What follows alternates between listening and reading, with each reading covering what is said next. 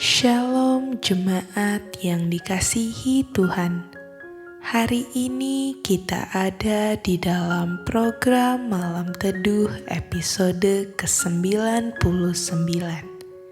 Sebelum kita mendengarkan renungan pada malam hari ini, mari kita berdoa. Bapa yang baik, terima kasih atas segala berkat-Mu dalam hidup kami. Sekarang kami ingin mendengar sedikit dari apa yang ingin Kau sampaikan. Biarlah kami dapat semakin bertumbuh melalui firman-Mu ya Tuhan. Amin. Renungan pada malam hari ini ditulis oleh Pendeta Dr. Insinyur Imron Wijaya MM.MTH dengan judul Di Pihak Siapakah Kita. Renungan malam ini diambil dari Roma 8 ayat 31. Sebab itu, apakah yang akan kita katakan tentang semuanya itu? Jika Allah di pihak kita, siapakah yang akan melawan kita? Pertanyaan tersebut, di pihak siapakah kita, kadang-kadang suka menjadi pertanyaan yang membingungkan bagi hidup kita.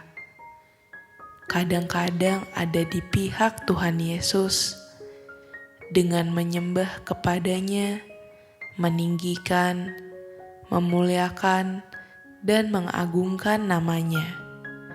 Atau kadang-kadang kita ada di pihak iblis, setan, dan kuasa kegelapan dengan menyembah dan mengikuti bisikan, rayuannya dan godaan. Ingat, iblis datang seperti pencuri, sehingga kita bisa diikat, dibelenggu, diperdaya, dan sampai kita dihancurkannya. Dari hal inilah yang mengakibatkan hidup kita akan menjadi hidup yang terikat, terbelenggu, dan tertekan sampai kita susah sekali untuk melepaskannya. Apalagi kalau sudah menjadi kebiasaan dan rutinitas dari hari ke hari, kita tidak berdaya dan tidak mampu lagi untuk melepaskan dan membebaskannya dari semua ikatan jahat iblis. Alkitab sudah membuktikannya pada Yudas Iskariot yang hidupnya dalam ikatan iblis dengan iri hati, serakah, dan ingin namanya disanjung dan dimuliakan, sampai Yudas yang adalah murid Tuhan tega menjualnya dengan 30 keping perak. Maka kita sebagai hamba Tuhan yang berada di pihaknya, kita harus hidup di dalam janji dan penggenapannya. Maka dari itu, mari kita dari hari ke hari mau terus hidup di pihak Tuhan Yesus. Untuk kita bisa hidup di pihak Tuhan Yesus, ada beberapa cara. Yang pertama, hidup kita harus dekat dan melekat dengan Tuhan Yesus. Ini merupakan kunci yang pertama, sebagai gambaran dan saksinya kemana kita pergi dan berada, kita harus menjadi gambar dan peta teladan Allah. Karena manusia diciptakan menurut peta dan gambarnya. Tertulis dalam Kejadian 1 ayat 26. Yang kedua, hidup tidak membuka celah-celah. Ini adalah kunci yang kedua yang dapat dimasuki iblis, yang artinya jangan sampai hidup kita ada lobang-lobang yang dapat dengan mudah dimasuki oleh iblis. Antara lain sombong, iri hati, dengki, mau menang sendiri, gila jabatan, dan lain sebagainya. Ini semua ada dalam Alkitab. Jangan hidup menuruti keinginan daging, tetapi menuruti keinginan roh. Dalam Roma 8 ayat 6. Lalu terdapat juga pada Galatia 5 ayat 24.